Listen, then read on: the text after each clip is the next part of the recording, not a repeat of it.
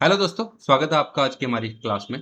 पिछली क्लास में हमने जो अर्थ का एटमॉस्फेयर है, उसके कंपोजिशन के बारे में पढ़ा था। इसमें कौन-कौन सी गैसें हैं, डस्ट पार्टिकल है या फिर धूलकण है, वाटर वेपर है, डस्ट पार्टिकल्स हैं, इनके बारे में हम लोगों ने पढ़ा था और उनका क्या-क्या रोल है एटमॉस्फेयर में, वो सब हम पढ़ चुके थे। ठीक है? आज हमें पढ़ना है अर्थ की लेयर्स के बारे में, कौन-कौन सी लेयर हैं, ट्रोपोस्फियर है, स्ट्रेटोस्फियर है, मेसोस्फियर है, थर्मोस्फियर है, इन सब के बारे में पढ़ना है। क्या-क्या रोल है, कैसे-कैसे रोल प्ले करती हैं अर्थ के एटमॉस्फेयर में, ये सब पढ़ना है। तो होप सो आपको लास्ट क्लास पसंद आई होगी, आप लोगों की समझ में आ रहा होगा।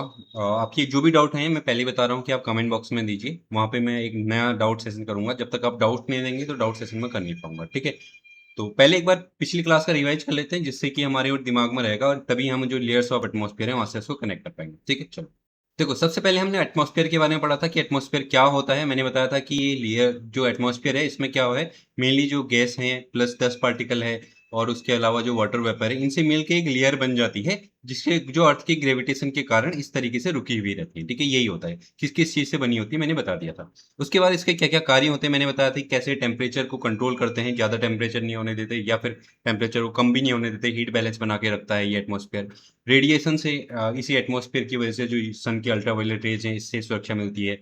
मौसम और जल चक्र में मतलब जैसे क्योंकि जो एटमॉस्फेयर है, उसी की वजह से रेन होती है, उसी की वजह से सारा जल चक्र चलता है, उसमें हेल्पफुल होता है और उल्कापिंडों से सुरक्षा करता है क्योंकि जब मेटेओर गिरते हैं, तो उसको एटमॉस्फेयर जला देता है, जिसकी वजह से क्या होता है, बहुत ज़्यादा जो है वो मतलब कंप्लीटली अर्थ पे नहीं गिरते, वरना वो बहुत ज़्यादा नुकसान करते हैं अर्थ को। तो इस तरीके से इसकी फंक्शनिंग होती है, ठीक है? उसके बाद हमने परसेंटेज ऑफ जो गैसेज़ हैं वो देखा था, ठीक है? कौन-कौन सी परमानेंट गैस हैं जिनका परसेंटेज ये है। मैंने बताया था कि इसमें से आपको याद करना है सबको, क्योंकि वहाँ पे क्वेश्चन आता है कई बार कि कौन-कौन सी गैसें एटमॉस्फेयर में पाई जाती हैं, नहीं पाई जाती हैं, इसके रिगार्डिंग, ठीक है? उसके बाद हमने एक-एक करके सारी गैसों को देखा था कि कौन-सी गैस का क्या रोल है। सबसे पहले हमने कार्बन डाइऑक्साइड देखी थी कि ये कैसे ग्रीन हाउस इफ़ेक्ट क्रिएट करती है और अगर ग्रीन हाउस इफ़ेक्ट क्रिएट नहीं करती तो अर्थ बहुत ज़्यादा ठंडी हो जाती है, ठीक है? इसके अलावा मैंने बताया था कि इसका आयतन लगातार बढ़ रहा है, जो हमारे पॉल्यूटेंट हैं, उसकी वजह से जो हम पॉल्यूशन कर रहे हैं, तो इसकी वजह से जो है एक नई प्रॉब्लम जो ग्लोबल वार्मिंग है, वो पैदा हो चुकी है। ये हम पढ़ चुके हैं। उसके बाद हमने ओज़ोन के बारे में पढ़ा था कि ओज़ोन जो है ऊपर अगर बात करें 40 से 50 किलोमीटर ऊपर जो स्ट्रेटोस्फेरिक ओज़ोन है, वो बहुत ज़्यादा हेल्पफुल होती है क्योंकि वो सन से अल्ट्रावायलेट जो रेज़ है उनको रोकती है, उसको सोख लेती है और अर्थ पे नहीं आने देती, जिसकी वजह से अर्थ पे ज़रूरी हीट बैलेंस जो है वो बना रहता है, ठीक है? वो अल्ट्रावायलेट रेज़ ना आने की वजह से जो लाइफ़ है वो अर्थ पे पॉसिबल हो पाती है, ठीक? लेकिन मैंने बताया था कि एक ओज़ोन जो है वो बिल्कुल स्ट्रेटोस्फीयर पे बन जाती है, यानी ये 10 किलोमीटर की रेंज पे बन जाती है, जो पृथ्वी की सतह है उससे इस वाली रेंज पे। उसे क्या कहते हैं, क्षोभमंडलीय ओज़ोन यानी ट्रोपोस्फेरिक ओज़ोन कहते हैं। ये बहुत ज़्यादा नुकसानदायक होती है क्योंकि मैंने बताया था कि ये जो बनती है ये जो हमारे पॉल्यूटेंट्स हैं, वो चाहे कार्बन मोनोऑक्साइड है, नाइट्रस ऑक्साइड है, इनसे जो एक ऑक्सीजन का मॉलिक्यूल अलग हो जाता है, जो ऑक्सीजन के साथ मिलके ओज़ोन बनाता है। इसको जो जो एटमॉस्फेरिक ओज़ोन है, ये बनाता है। ये बहुत ज़्यादा नुकसानदायक है क्योंकि इसे हम इन्हेल करेंगे, तो ये हमारी लंग डिजीज़ कर सकता है, लंग को खराब कर सकता है और इसके अलावा जो है जो अर्थ की सतह है, वहाँ पे बहुत ज़्यादा जो हीट है, उसको बढ़ा देता है क्योंकि ये खुद में एक ग्रीन हाउस गैस है। ठीक है? ये मैं बता चुका था। ठीक?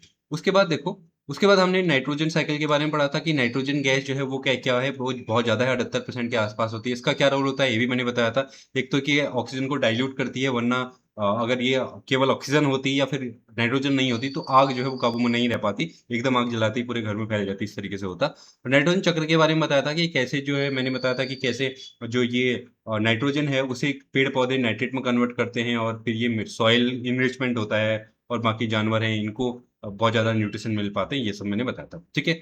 उसके बाद हमने पढ़ा था वाटर वेपर के बारे में कि वाटर वेपर यानी जल वाष्प क्या होता है और कैसे-कैसे ये कहाँ-कहाँ पाया जाता है, इस तरीके से हम लोगों ने इसमें पढ़ा था। इसका रोल भी पढ़ा था कि वाटर जो ड्रॉपलेट हैं, ये किस तरीके से सनलाइट को रिफ्लेक्ट करते हैं और रात में जो अर्थ से जो टेरेस्ट्रियल रेडिएशन होती है, इसको ऑब्ज़र्व करते हैं ताकि ज़रूरी हीट बैलेंस यहाँ पे बना रहता है, ठीक है? ये हमने देख लिया था।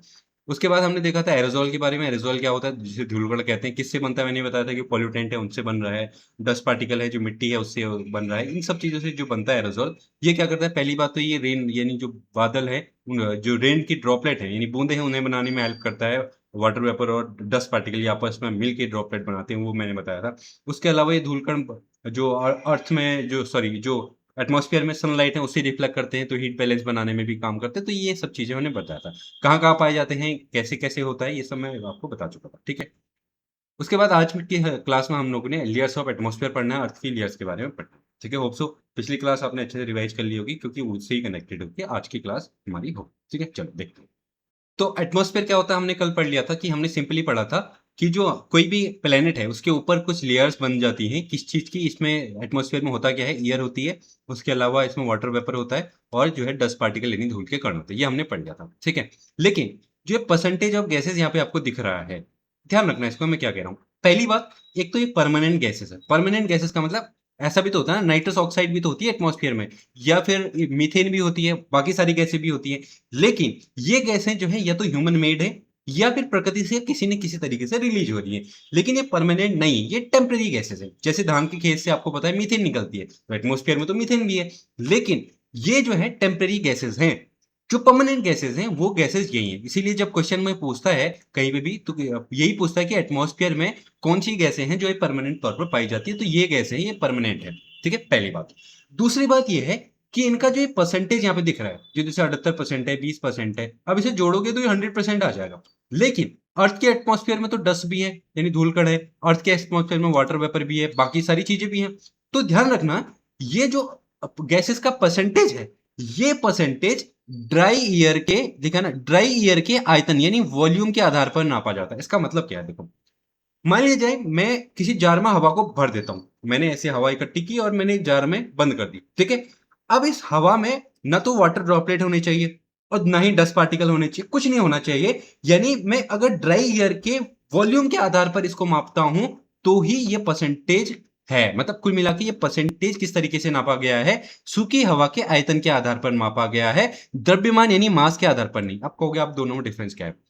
मास का मतलब है ऐसा नहीं है कि पूरे एटमॉस्फेयर के मास का ये परसेंटेज है, कि इसका परसेंटेज नहीं है, ये परसेंटेज है ड्राई एयर यानी सूखी हवा के वॉल्यूम का परसेंटेज है, ठीक है। अगर पूरे एटमॉस्फेयर में, हम ये नहीं कह सकते कि पूरे एटमॉस्फेयर का 78% नाइट्रोजन, नहीं, हम ये कह सकते हैं कि हवा का, ड्राई एयर का 78% क्या होता है, नाइट्रोजन होता है। आई थिंक आप डिफ्रेंशिएट कर पा रहे होंगे। मास का मतलब है कि जैसे ये हमारा पूरा एटमॉस्फेयर है 50 किलोमीटर 60 किलोमीटर तक, ऐसा नहीं कि इस पूरे एटमॉस्फेयर का 78% नाइट्रोजन है, नहीं। क्या है कि अगर इसमें हवा मान ली जाए 50% है, 50% बाकी चीजें हैं, तो इस 50% का 78% है, यानी कुल मिला के सूखी हवा का 78% नाइट्रोजन है। समझ चुके होंगे पहली बात। दूसरी बात क्या है, दूसरी बात यह है कि यहाँ पे दिख रहा है नाइट्रोजन 78, ऑक्सीजन ये परसेंटेज दिख रहा है। जब आप एटमॉस्फेयर में जाते हैं, मान लीजिए एटमॉस्फेयर है, इसमें ऐसा नहीं है कि हमने यहां से हवा को उठाया तो हमें उसमें से हम देखेंगे तो 78% नाइट्रोजन हम अलग कर लेंगे, 21% ऑक्सीजन अलग कर लेंगे, ऐसा नहीं है। एक्चुअल में ये गैसें इतनी मिक्स्ड है कि इनको अलग नहीं किया जा सकता, ठीक है। पहली बात ध्यान रखना हमेशा कि ये परसेंटेज तो जरूर है लेकिन इनको अलग अलग नहीं किया जा सकता, ये अच्छी तरीके से मिक्स्ड है। एक बार मिटा देता हूं इसको, बात समझ में आई मैं क्या करने की कोशिश कर रहा हूं। कुल मिला के ये वायुमंडल में मिश्रित गैस है, न कि कोई कंपाउंड है। अब इससे क्या फर्क पड़ेगा, इससे ये फर्क पड़ेगा, मान लिया जाए ये एटमॉस्फेयर सतह है, ये एटमॉस्फेयर है, इसमें सारी गैसें ये पैक्ड है, ठीक है। अब क्या होगा, ऐसा नहीं है कि आप एटमॉस्फेयर में, मान लिया जाए आप जैसे लैब में आप ऑक्सीजन बनाते हैं ना गर्म करके या ऐसा करके, तो ऐसा नहीं है कि ये गर्म करेंगे इसको तो इसमें से नाइट्रोजन आप अलग निकाल सकते हैं या ऐसा निकाल सकते हैं, ऐसा बिल्कुल भी नहीं है। ये गैसें वेल मिक्स्ड हैं, इसीलिए इसमें क्या होगा, इसमें यूनिवर्सल गैस लॉज लग सकते हैं। यूनिवर्सल गैस लॉ मतलब गैस का कोई भी नियम है इसमें बराबर काम करेगा। ठीक हो गया, समझ में आ गया कि किस तरीके से ये गैसें हैं वो वेल मिक्स्ड हैं, पहली बात।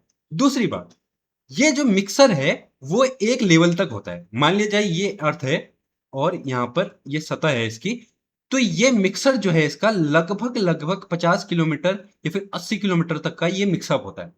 यानी इधर जो गैसें हैं वो बहुत तरीके से मिक्स है। इस 80 किलोमीटर के बाद ऊपर जब हम जाएंगे तो हमें मिल जाएगा कि नाइट्रोजन की लेयर अलग है, हाइड्रोजन की लेयर अलग है, हीलियम की लेयर अलग है, ऑक्सीजन की लेयर अलग है।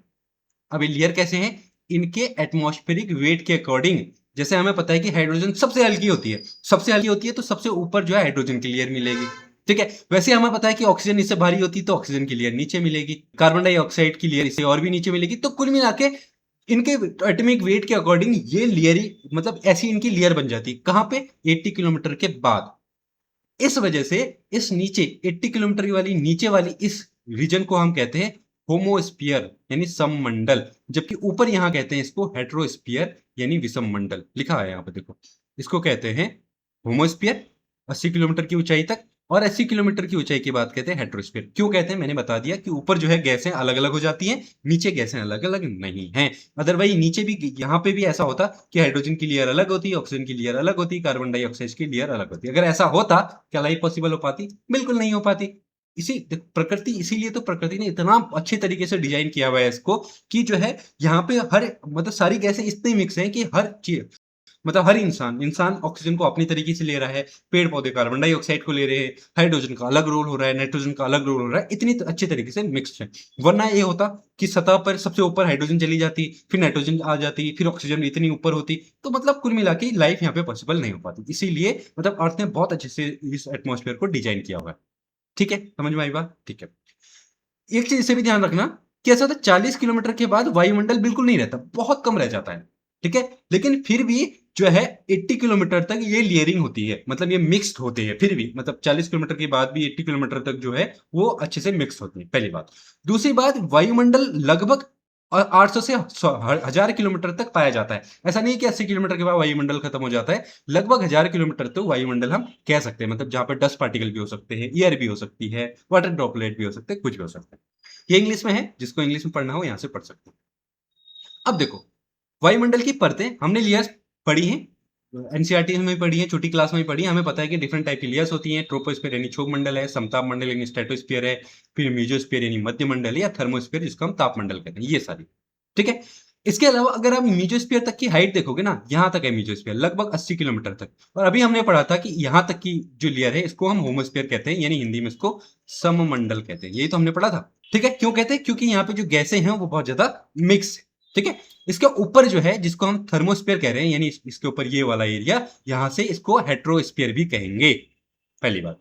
फिर आप कहोगे कि आइनोस्फीयर और एक्सोस्फीयर भी होता है, तो ये जो थर्मोस्फीयर ही है इसी को आइनोस्फीयर कह देते हैं, क्योंकि ये आयन से बना होता है, अलग अलग आयन से अभी हम पढ़ेंगे। और इसको एक्सोस्फीयर भी कह देते हैं क्योंकि ये आखिरी लेयर होती है।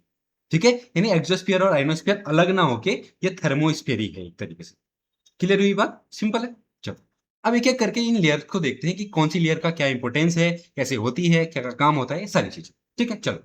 पहली बात तो थर्मोस्फीयर यानी क्षोभ मंडल, ये सबसे निचली लेयर, ये वाली लेयर दिख रही है। ठीक है, यहाँ पे इस ग्राफ में दिख रहा है लगभग 10 किलोमीटर तक जो है आपकी क्षोभ मंडल है। लेकिन क्षोभ मंडल की हाइट अलग अलग होती है। क्षोभ मंडल कुछ इस तरीके से होती है, मतलब अगर ये अर्थ है ना, अर्थ को हम मैं ऐसे बना लूं, यहाँ पे इक्वेटर बना लूं, ये इक्वेटर बना लूं, और ये पोल बना लूं ऐसे, ये नॉर्थ पोल, ये साउथ पोल बना लो, साउथ पोल।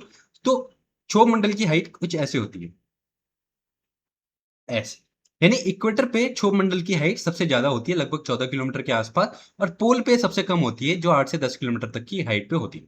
ठीक है, अब आप कहोगे ऐसा कैसे होता है? देखो, क्षोभ मंडल को जो बनाया गया है किसके आधार पर बनाया गया है? एटमॉस्फेरिक गतिविधियों के आधार पर बनाया गया है। मतलब जहां पे बादल लगते हैं, जहां पे बारिश होती है, जहां पे ड्रॉपलेट ज्यादा है, ये पूरे एटमॉस्फेयर के हिसाब से, जहां पे एटमॉस्फेयर का सबसे ज्यादा कंसंट्रेशन है।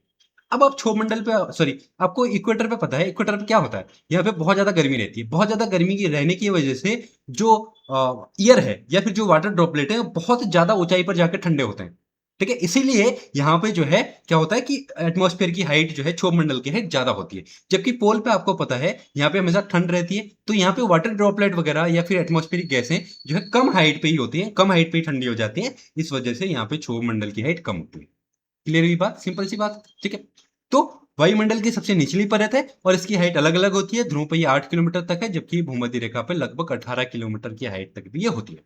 ठीक है, इसके अलावा सभी मौसमी गतिविधियां आप समझ रहे कि मतलब अगर तूफान आ रहा है, स्ट्रॉम है, या फिर बारिश आ रही है, रेन है, या फिर ओले पड़ रहे हैं, या फिर बर्फ पड़ रही है, जितनी भी मौसमी गतिविधियां यही होती है। इसलिए आपने देखा होगा कि जब एरोप्लेन उड़ता है ना तो बादल नीचे दिखाई देते हैं, क्योंकि एरोप्लेन कहाँ उड़ता है? एरोप्लेन इस लेयर में यानी स्ट्रेटोस्फीयर में उड़ता है, तो बादल इससे नीचे होते हैं।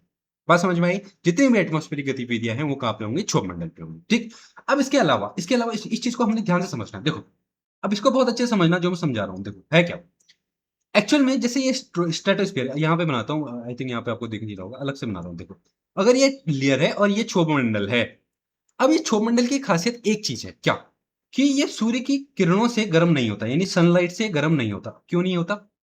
क्यों नहीं होता? देखो, क्योंकि जैसे इसके ऊपर लेयर है, इसके ऊपर जो स्ट्रेटोस्फीयर है, इस पे होती है ओजोन। अभी हमने पढ़ा था कि ओजोन वगैरह जो गैसें हैं या कार्बन डाइऑक्साइड गैसें हैं, ये सूर्य की किरणों को अवशोषित कर सकती हैं।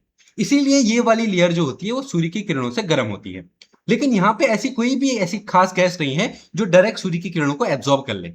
वो बात अलग है, एक्सेप्शन है, जैसे हमने पढ़ा था कि ओजोन हो जाती है कभी कभार, वो एब्जॉर्ब कर लेती है, थोड़ी बहुत कार्बन डाइऑक्साइड ऑब्जर्व कर लेती है। इसके अलावा यहाँ पे कोई भी ऐसी चीज नहीं है जो सनलाइट को एब्जॉर्ब कर सके। इसी वजह से क्या होता है कि ये सूर्य की रोशनी से गर्म ना होके ये टेरेस्ट्रियल रेडिएशन यानी सन से टकरा के वापस जाने वाली जो रेडिएशन है इनसे गर्म होती है। हमने कार्बन डाइऑक्साइड के मामले में पढ़ा था कि ये सूर्य की किरणों के लिए पारदर्शी होती है, लेकिन जब वापस ये जाती हैं ये क्या करती है, इसको एब्जॉर्ब कर लेती है।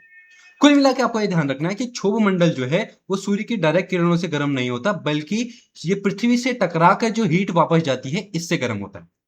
अब इससे क्या होगा, देखो ध्यान से इसको समझो। जैसे ही हीट टकरा के वापस गई, वापस जा रही है, तो गर्म कहां हो रही है, नीचे से गर्म हो रही है। तो जब भी गर्म हो रही है तो धीरे यहां सबसे ज्यादा गर्म होगा, फिर ये कम गर्म होगा, फिर और ऊपर कम गर्म होगा, क्योंकि वो हीट गर्म करती जाएगी, मतलब अपनी हीट को ट्रांसफर करती जाएगी। जब सबसे ऊपर पहुंचेगी तो यहाँ पे जो है सबसे कम गर्म होगा, क्योंकि जो नीचे से हीट जा रही है वो ऑलरेडी ट्रांसफर होते जा रही है। आपको पता है ना, जैसे हीट जब ट्रांसफर होती है, जब आप आग के समीप बैठे होते हैं तो जितना आग के नजदीक जाएंगे उतना ज्यादा गर्म होगा, जितना दूर रहेंगे उतना कम गर्म होगा, क्योंकि जो जब जितनी दूरी बढ़ती जाएगी वो हीट फैलती जाएगी। ठीक है, वैसे ही यहां से जब हीट निकल रही है तो जो अर्थ के आसपास है, बिल्कुल पास में है, ये तो ज्यादा गर्म होंगी, और जैसे जैसे ऊपर को आप जाओगे ये कम गर्म होंगी। इसीलिए क्षोभ मंडल में ऊंचाई बढ़ने के साथ इस सतह से ऊपर जैसे जैसे आप जाओगे तो वैसे वैसे क्या होगा, गर्मी जो है वो कम होती जाती है। ठीक है, इस परत में गर्मी कम होती जाती है, जैसे जैसे ऊंचाई पे जाएंगे वो ठंडी होती जाएगी। और ये ठंडी होने की दर जो होती है वो 6.5 डिग्री सेल्सियस पर किलोमीटर पे होती है, मतलब हर किलोमीटर पे 6.5 डिग्री सेल्सियस तापमान कम होता जाता है। इसलिए आपने देखा होगा जब पहाड़ पे आप चढ़ते हैं तो यहाँ पे सबसे ज्यादा गर्म होता है, जैसे जैसे आप पहाड़ पे चढ़ोगे तो पहाड़ पे ठंडा होता है, क्योंकि ये जो है मतलब पृथ्वी की सतह से ज्यादा ऊंचाई पर। क्लियर हुई बात? ध्यान रखना, क्षोभ मंडल में सतह से ऊपर जाने पर जो है तापमान कम होता जाता है, और ये तापमान कम होने की दर क्या है, 6.5 डिग्री सेल्सियस पर किलोमीटर। और इसी को कहते हैं सामान्य ताप ह्रास दर। इसको ध्यान रख लेना क्या होता है, सामान्य ताप ह्रास दर, और इंग्लिश में इसको कहते हैं नॉर्मल लैप्स रेट। क्लियर है, नॉर्मल लैप्स रेट कहते हैं इसे, यानी हर 1 किलोमीटर पर 6.5 डिग्री सेल्सियस कम हो जाता है। क्लियर हुआ, इसमें कंफ्यूजन की कोई जरूरत नहीं है। ठीक है, अब देखो एक चीज को एक थोड़ा सा और समझना, इससे थोड़ी सी ऊपर की बात बताता हूं। देखो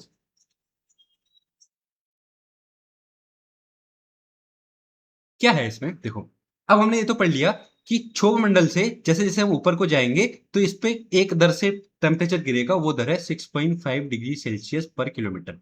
लेकिन यहाँ पे ये है कि ये आइडियल कंडीशन होती है। आइडियल का मतलब, आइडियल हम ऐसा मान लेते हैं ना, चीजों को सिंप्लीफाई करने के लिए आसान मान लेते हैं, तो वो ऐसा एक आंकड़ा हम दे देते हैं। लेकिन अगर आप समझो, ऐसा समझो कि पृथ्वी की सतह पे तो टेम्परेचर अलग अलग होता है ना। जैसे मान लिया जाए ये यहाँ पे समुद्र है तो यहाँ पे टेम्परेचर अलग होगा, यहाँ पे मैदान है यहाँ पे टेम्परेचर अलग होगा, यहाँ पे रेगिस्तान है तो यहाँ पे टेम्परेचर अलग अलग होगा। मतलब यहाँ पे रेगिस्तान में सूर्य की रोशनी से ज्यादा टेम्परेचर होगा, यहाँ पे थोड़ा इससे कम होगा, और समुद्र पे और कम होगा, और अगर जंगल है तो उस पे और कम होगा। यानी सतह पे तो टेम्परेचर अलग अलग है। तो अब यहाँ पे जाओगे तो यहाँ पे भी जो टेम्परेचर गिरने की दर है वो अलग अलग होगी। लेकिन क्योंकि हमें इसको इजी करना है, एक मॉडल बनाना है, इसलिए आसानी से इसको मान लेते हैं कि 6.5 डिग्री सेल्सियस पर किलोमीटर के हिसाब से नीचे गिरता है। क्लियर? लेकिन एक्चुअल जो दर है, जो यहाँ पे एक्चुअल दर होगी वो कुछ भी हो सकती है, वो 6 भी हो सकती है, वो 5 डिग्री भी हो सकती है, 4 डिग्री भी हो सकती है। इस दर को, जो एक्चुअल दर है, उसको कहते हैं environmental lapse rate. Lapse rate यानी पर्यावरणीय ह्रास दर। और इसको क्या कह रहे थे हम, इसको कह रहे थे नॉर्मल लैप्स रेट, सामान्य ताप ह्रास दर। क्लियर हुआ, दोनों में डिफरेंस समझ में आया? ठीक है, ये काफी बुक में नहीं लिखा रहता, लेकिन मैंने यहाँ पे बताना जरूरी समझा, क्योंकि ये पता होना चाहिए। अगर आप ज्योग्राफी के अच्छे स्टूडेंट हो तो आपको ये बात समझ में आनी चाहिए जो मैंने बताई। ठीक है, नॉर्मल लैप्स रेट एक आइडियल कंडीशन है, इसको इजी करने के लिए मान लेते हैं, लेकिन एक्चुअल में क्या होता है, एक्चुअल में नॉर्मल लैप्स रेट ना होके एनवायरमेंटल लैप्स रेट फॉलो होता है। इसे और ज्यादा क्लियरली आपको समझना हो ना, तो आप मेरे वो एनिमेशन सीरीज में जाना, वहां पे ये स्ट्रक्चर ऑफ एटमॉस्फेयर मैंने बताया, वो बहुत आसानी से समझ में आता है, जहां पे मैंने 3D एनिमेशन से वो बताया। ठीक है, नेक्स्ट उसके बाद देखो, ये पॉइंट मैं पहले ही बता चुका हूं आपको कि क्षोभ मंडल में एक ओजोन बनती है जिसको हम कहते हैं ट्रोपोस्फेरिक ओजोन या फिर एटमॉस्फेरिक ओजोन। ये नुकसानदायक होती है, ये मैं सब आपको बता चुका हूं। ठीक है, आगे देखो। अब देखो नेक्स्ट लेयर है यहाँ पे स्ट्रेटोस्फीयर, जिसे हम कहते हैं समताप मंडल। ये क्या होता है? पहली बात, ये तो क्षोभ मंडल के बाद दूसरी लेयर है, पहली चीज। दूसरी चीज जो है, क्षोभ मंडल और समताप मंडल, इन दोनों को जो अलग अलग करता है वो करता है ट्रोपोपॉज। इसको कहते हैं हम क्षोभ सीमा, हिंदी में कहते हैं इसको क्षोभ सीमा। ठीक है, अब ये क्या होती है, क्षोभ सीमा क्या होती है? देखो, पहली बात तो यह है कि जब भी लेयरिंग होती है, जैसे क्षोभ मंडल के बाद क्या होता है, एक ऐसा पोर्शन आता है जहां पे चीजें कांस्टेंट हो जाती है। जैसे इसमें हमने पढ़ा था ना कि पर किलोमीटर पर 6.5 डिग्री सेल्सियस की रेट से जो टेम्परेचर गिरता है। लेकिन एक पॉइंट आने के बाद ये सारी चीजें कांस्टेंट हो जाती है, यहाँ पे कोई ना घटता है ना बढ़ता है। हर लेयर के बाद एक ऐसा होता है, ठीक है। जैसे इस लेयर की अपनी खासियत अलग है, समताप मंडल की अपनी खासियत अलग है, इसके ऊपर मध्य मंडल आएगा, उसकी अपनी खासियत अलग है। लेकिन इन सारी लेयरों में एक पॉइंट ऐसा आता है, यानी दोनों लेयर के बीच, जैसे क्षोभ मंडल है उसके ऊपर समताप मंडल है, इन दोनों के बीच एक एरिया ऐसा आता है जो इन दोनों से अलग होता है, जो कांस्टेंट होता है। वैसे ही जो हर लेयर में ऐसा होता है, हर जैसे इसके ऊपर मध्य मंडल आएगा तो समताप मंडल आएगा, उनके बीच में एक ऐसा ही पॉइंट आएगा। तो इस वाली एरिया को जहां पे चीजें कांस्टेंट होती है, उसको हम नाम देते हैं, उसको क्या देते हैं, पॉज। उसको इंग्लिश में कह देते हैं पॉज, और हिंदी में कह देते हैं उसको सीमा।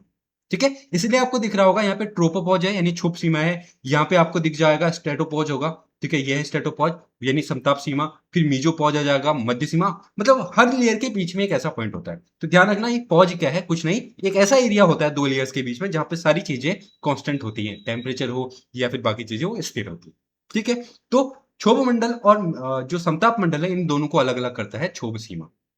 क्लियर होगी बात? ठीक है, इसके बाद जो इसके अगर हाइट देखोगे तो आपको लगभग लगभग स्ट्रेटोस्फीयर जो है लगभग 40 किलोमीटर तक, यानी क्षोभ मंडल से ऊपर। कभी कभार ऐसा लगने लगता है ना 40 किलोमीटर का मतलब पूरी इसकी जो हाइट है वो 40 लगने, नहीं।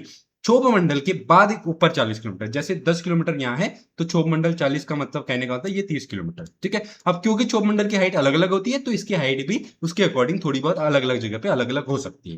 क्लियर है बात? ठीक है, दूसरी बात, इसकी खासियत क्या है? देखो, इसकी मेन चीज तो ये है, इस लेयर में ओजोन होती है। ठीक है, जैसे ये ट्रोपोस्फियर है, सॉरी स्ट्रेटोस्फियर है, ट्रोपोस्फियर है, इन दोनों के बीच में होती है ओजोन। मैं पहले मिटा देता हूँ इसको। यानी जैसे ये क्षोभ मंडल है और ये समताप मंडल है, इन दोनों के बीच में ऐसे एक बड़ी सी लेयर होती है जिसको हम कहते हैं ओजोन।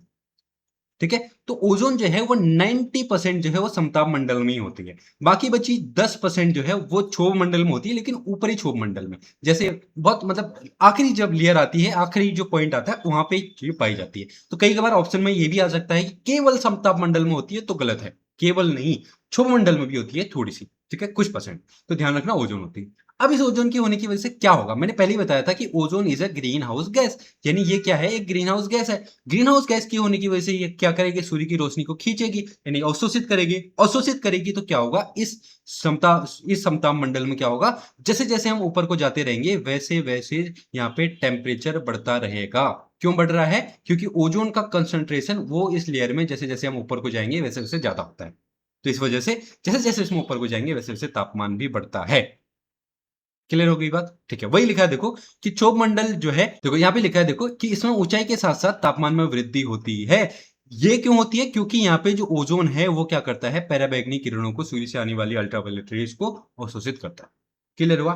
ठीक है, अब वहां पे हमने देखा था कि जब हम ऊपर जा रहे थे ये टेम्परेचर गिर रहा था, उसको हम नॉर्मल लैप्स रेट कह रहे थे। ठीक है, इसका उल्टा यहाँ पे क्या हो रहा है कि जैसे जैसे ऊपर को जा रहे हैं वहां पे तापमान बढ़ रहा है, टेम्परेचर बढ़ रहा है, इसीलिए इसको क्या कह देते हैं, तो विपरीत सामान्य ताप ह्रास दर, यानी इनवर्स नॉर्मल लैप्स रेट।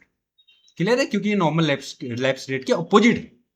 ठीक हो गया? ठीक है, तो ये था ओजोन मंडल के बारे में। यहाँ पे ज्यादा कुछ नहीं, ये पॉइंट मैं पहले ही बता चुका हूं कि यहाँ पे ये क्या नहीं होती, मौसमी घटनाएं नहीं होती। मौसमी सारी घटनाएं क्षोभ मंडल में होती हैं। इसी वजह से, क्योंकि यहाँ पे मौसमी घटनाएं नहीं होती, तो एरोप्लेन जो है इस यहाँ पे उड़ाया जाता है। ठीक है, ये क्वेश्चन भी एक आध बार वनडे एग्जाम में पूछा गया। ठीक है, बाकी सारी चीज है, तो इसके ऊपर की सीमा जो है वो समताप सीमा होती है। मैं पहले ही बता चुका हूँ कि सबके ऊपर एक सीमा होगी। ये पॉज जो होता है ये किस लिए होता है, क्योंकि यहाँ पे कुछ बहुत चीजें जैसे ही हम जाएंगे तो बाकी चीजें यहाँ पे कांस्टेंट हो जाती है, इसलिए पॉज दिया जाता है। क्लियर है? इसमें बहुत ज्यादा कुछ है। इसके बाद आता है आपका मीजोपॉज, यानी जिसको मध्यमंडल कहते हैं। मध्यमंडल में भी बाकी कुछ नहीं है। देखो, यहाँ पे एटमॉस्फेयर था क्षोभ मंडल में, यहाँ पे ओजोन गैस थी। लेकिन मीजोपॉज में जैसे ही हम जाएंगे, यानी 50 से 80 किलोमीटर के बीच वाले इस एरिया पे हम जाएंगे, तो हमको यहाँ पे कोई कुछ भी नहीं मिलेगा। कुछ भी मतलब यहाँ पे एटमॉस्फेयर बिल्कुल जीरो हो जाता है। हमने पढ़ा था ना अभी कि 40 किलोमीटर के बाद एटमॉस्फेयर 0.1% के आसपास होता है। यानी यहाँ पे जो मॉलिक्यूल्स हैं बिल्कुल नहीं है, अणु है ही नहीं। जब मॉलिक्यूल्स नहीं है तो क्या होगा कि सनलाइट को एब्जॉर्ब करने वाली कोई चीज है ही नहीं। मतलब बिल्कुल कुछ है ही नहीं। जब सूर्य की रोशनी को कोई कोई एब्जॉर्ब ही नहीं कर पाएगा तो यहाँ पे तापमान बिल्कुल कम हो जाएगा। टेम्परेचर यहाँ इतना कम हो जाता है कि ये कभी-कभी -100 डिग्री सेल्सियस तक चला जाता है। यानी सारी लेयरिंग में अगर देखोगे तो मेसोस्फीयर जो है वो सबसे ज़्यादा क्या है, ठंडा प्लेस है, ठीक है? इसको छोड़ के। उसके बाद जो एक्सोस्फीयर है वहाँ पे और ठंडा होता जाता है, लेकिन इन नीचे की लेयर में सबसे ठंडा जो है वो मध्यमंडल है। क्लियर हुई बात? क्यों है? क्योंकि यहाँ पे कोई भी मॉलिक्यूल है नहीं। तो सेम लिखा है देखो, इस पे ऊंचाई के साथ तापमान ठंडा होता जाता है। ऊंचाई ये भी ध्यान रखना, ठीक है? जैसे एक के बाद एक अपोजिट होता है। इसको याद करने के लिए ट्रिक आप याद कर सकते हैं। कंफ्यूज हो जाते हैं ना कभी कभार, कहाँ पे घट रहा है, कहाँ पे बढ़ रहा है। तो ट्रिक इसमें एक सिंपल सी ये है कि नीचे हमें पता है घट रहा है, फिर बढ़ रहा है, फिर घट रहा है, फिर बढ़ेगा, फिर घटेगा। मतलब अपोजिट है। नीचे से याद रखो, हमें तो पता ही है कि क्षोभ मंडल में घटता है, फिर उसके बाद समताप में बढ़ता है, मेसोस्फीयर में फिर घटेगा। फिर आगे हम पढ़ेंगे कि समताप सॉरी जो एक्सोस्फीयर आएगा उसमें फिर ये आइनोस्फीयर आएगा उसमें बढ़ेगा, फिर एक्सोस्फीयर लास्ट में हम पढ़ेंगे फिर ये घटेगा। ठीक है, ये इसकी सीरियल होता है। अब यहाँ पे ठंडा, ये तापमान के साथ ठंडा क्यों होता जा रहा है? क्योंकि जैसे जैसे हम मेसोस्फीयर में ऊपर को जाएंगे तो यहाँ पे मॉलिक्यूल जो है वो कम होते जाएंगे, और जैसे जैसे कम होंगे तो वैसे वैसे जो एरिया है वहां का वो ठंडा होता जाएगा। सिंपल है, ठीक है। तो यही वहां पे लिखा हुआ है कि मेसोस्फीयर में तापमान ऊंचाई के साथ ठंडा होता जाता है। ऐसा इसलिए है कि सूर्य के विकिरण को अवशोषित करने के लिए मेसोस्फीयर में गैस के अणु कम होते हैं। सिंपल है। तो यहाँ पे कई कबार 90 डिग्री सेल्सियस तक नीचे चला जाता है। क्लियर है? मेसोस्फीयर में इसके अलावा ज्यादा कुछ है नहीं। नेक्स्ट देखो थर्मोस्फीयर, ये बहुत ज्यादा इंपॉर्टेंट लेयर है, ठीक है। इसमें क्या होता है देखो, जैसे हमने अभी तक पढ़ा कि मेसोस्फीयर में आते आते जो है गैस के अणु बिल्कुल कम हो जाते हैं, गैस के जो एटमॉस्फेयर है बिल्कुल खत्म हो जाता है। वैसे थर्मोस्फीयर में ये और कम हो जाता है, लेकिन फिर भी कुछ गैसें यहाँ तक पहुंच पाती है। मैंने पहले ही बताया था कि 80 किलोमीटर के बाद जो गैसें पहुंचती हैं वो लेयरिंग कर लेती हैं। मतलब हाइड्रोजन की लेयर अलग हो जाती है, नाइट्रोजन की अलग हो जाती है, ऑक्सीजन की ऐसे अलग अलग हो जाती है। इसीलिए मैंने इसको बताया था कि इसको क्या कहते हैं, हेट्रोस्फीयर या विषम मंडल कहते हैं। ये हम पढ़ चुके थे। अब इसमें होता क्या है कि जैसे जैसे लेयरिंग अलग अलग हो, बिल्कुल अलग अलग हो गई, तो जब सूर्य की रोशनी इसमें पड़ेगी तो इनको तोड़ना आसान हो जाएगा। तो सूर्य की रोशनी पड़ते ही नाइट्रोजन और बाकी जो जितनी सारी गैसें हैं ये क्या करता है, इनको तोड़ देता है। तोड़ने की वजह से इनसे क्या निकलने लग जाते हैं, आयन निकलने लग जाते हैं। मतलब इलेक्ट्रॉन निकलने लग जाते हैं, एक तरीके से ये मान लो, ठीक है। जैसे ये इलेक्ट्रॉन निकलते हैं तो ये इलेक्ट्रॉन बिल्कुल फैल जाते हैं, तो इसी की वजह से यहाँ पे पॉजिटिव और नेगेटिव चार्ज बनता है, जिसको हम आयन कहते हैं। आयन कुछ नहीं कि नेगेटिव और पॉजिटिव चार्ज जिनमें होता है, ऐसे मॉलिक्यूल्स जो हो वो आयन है, ठीक है। आयन होने की वजह से क्या होता है कि ये लेयर जो है कुछ तरीके से हेल्प करने लगती है अर्थ को। कैसे? कि जो रेडियो वेव्स, जैसे यहाँ आपको पता है ना कि टीवी का और रेडियो का प्रसारण कैसे होता है, कि यहाँ से रेडिएशन छोड़ी जाती है, ये इस आयन मंडल से टकरा के नीचे आती है, हमारे घरों तक ऐसे पहुंचती है। तो ये क्या करता है, ये एक तरीके से हेल्पफुल होता है, क्योंकि जो टीवी और रेडियो प्रसारण की जो रेडिएशन निकलती है इन्हें टकरा के वापस अर्थ में भेज देता है, जिसकी वजह से प्रसारण संभव हो पाता है। क्लियर हुई बात? पहली बात। दूसरी बात इसमें यह है कि इस आयन होने की वजह से, क्योंकि अब आयन हो गए, पॉजिटिव नेगेटिव चार्ज हो गया है, तो ये क्या करता है, इसकी वजह से ये जो है अर्थ के एटमॉस्फेयर में जैसे ये टूटते हैं, जैसे मैंने बताया नाइट्रोजन के अणु टूट रहे हैं, इलेक्ट्रॉन रिलीज हो रहे हैं, तो यहाँ पे बहुत ज्यादा हीट भी रिलीज करते हैं। इस वजह से इस लेयर में जैसे जैसे हम ऊपर को जाएंगे टेम्परेचर बढ़ेगा, ठीक है। तो जो थर्मोस्फियर है इसमें जो है जैसे जैसे हम ऊपर को जाएंगे टेम्परेचर यहाँ पे बढ़ेगा। क्यों बढ़ेगा? क्योंकि आयन टूट रहे हैं, आयन टूट रहे हैं तो एनर्जी रिलीज हो रही है, तो तापमान बढ़ रहा है। क्लियर हो गया? तो ये सीरीज हो गई, यहाँ नीचे घट रहा था, इसमें बढ़ रहा था स्ट्रेटोस्फीयर में, फिर यहाँ मेसोस्फीयर में घट रहा था, अब यहाँ पे वापस से बढ़ने लगा, ठीक है। और फिर हम बाद में जाएंगे एक्सोस्फीयर में, वहां पे कुछ है ही नहीं, तो वहां पे जो है धीरे धीरे घटने लगे। क्लियर हो गया? ठीक है, चलो।